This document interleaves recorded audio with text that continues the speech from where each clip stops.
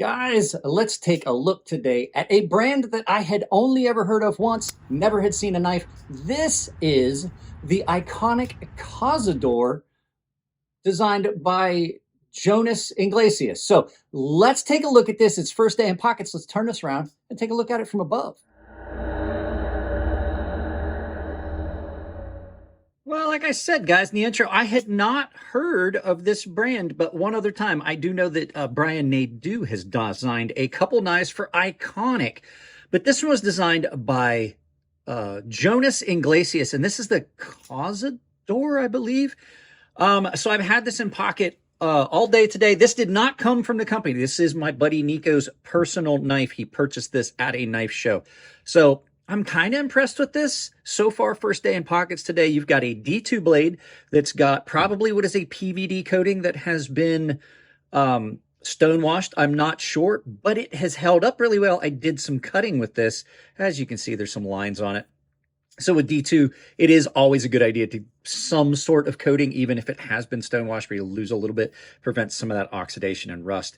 It has cut pretty well. It's not super thin behind the edge, as you can see. It's a fairly robust edge that comes down.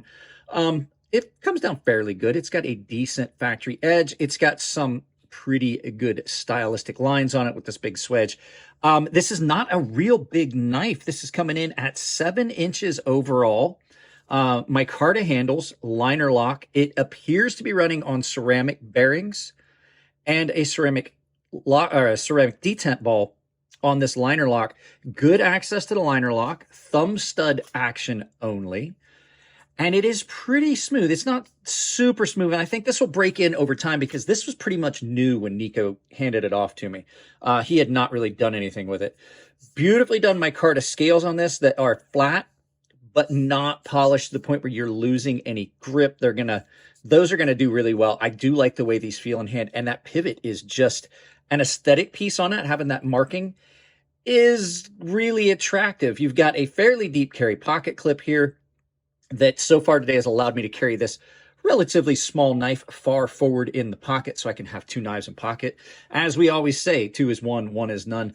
Disassembly on this, I haven't done it yet, but if you look here, inside here, you're going to see that your screws here for your pocket clip and your pivot come off, and that's going to allow you to take the scale off to have access to the actual body screws, which are under here. I've seen a lot of knives with this type of construction that have that additional piece where you have to take the scales off. It's kind of cool because it gives you some minimal hardware, and then all of the internals are inside. So your pivot goes all the way through, and then the scales just come off.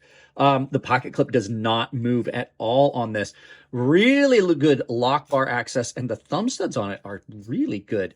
They're in a good position. They're not too sharp. They're well done and attractive, and you get really good purchase and access to them. The action on it is very, very snappy. So far, that's all the good stuff. I did notice a couple of small little things about this knife while I was carrying it. So we will talk about those on the flip side. So on this flip side of the knife, there was 2 small little things about this that I'm not a big fan of. The pocket clip has got kind of a high point on it. It's not a real big hot spot, but when you're cutting cardboard and stuff, it's not a big deal. But when you do bear down really hard on that, you can see you've got that little point there that it's in your hand.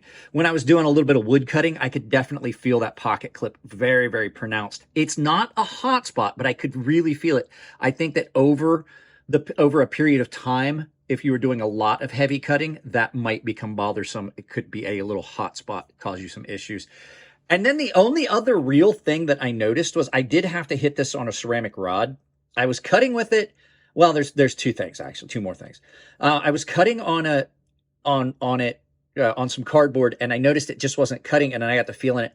It had a very pronounced burr on the lock scale side. So they had not deburred this on like a or on like a leather belt or on a paper wheel. And so I had a very, very pronounced burr. I tried to just hit it off, knock it off on a leather strap. Did not want to come off. It was very pronounced. So I gave it a couple quick passes on a ceramic rod. You can see at the very tip there, I've knocked the edge and then passed it on a leather strop, and it came up and it did cut a lot better. It's very acute edge on it now. And the other thing too is I can definitely see some change in thickness. The edge is thinner, thinner, thinner, thinner, and then this transition, the material thickens here. So that tells me that this grind is not a full, like it's not consistent all the way up. So it's thinner here than it is up here at the tip.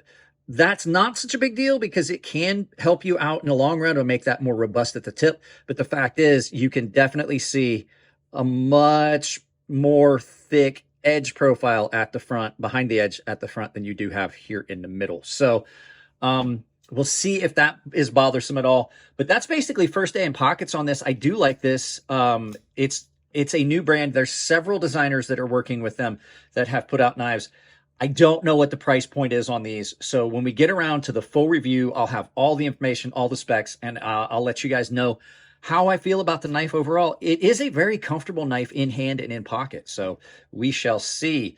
Guys, let's turn this around, do some final thoughts, and send you out about your day. So all the small things aside, just a couple little things that I did notice about this. This is an awesome little knife. And I believe that if I really wanted to, I could take the pocket clip off of this to give it an absolute best chance, best shot scenario. The new puppy just walked into the studio. So yeah, we're going to carry this a good bit. I had forgot it was here. I'm kind of digging it today. So we will definitely do the full review process. Won't we, buddy? Come here. Come here. Let's show everybody. Yes, we will do the full review process. You're falling. Yes, you're falling. And we'll get back to you on it. So if you guys want to support the channel, you know there's a bunch of ways you can do it. I've got sponsors down below. I've got affiliate links down below. I have got an Amazon store down below. Take all those and use them as you would. If you really want to support the channel, they can get in on a membership, can't they, buddy? So memberships are tier-based. Everyone has a bunch of different benefits, but everyone has access to the Gilded server. I do giveaways for the premium and baseline members, and the premium tier guys have access to a sharpening tutorial series that you can only get behind that paywall here on YouTube. So guys, that's it. I love y'all. Keep it clean in the comments section. If it's your birthday, happy birthday. And we will see you in the next video, won't we, buddy?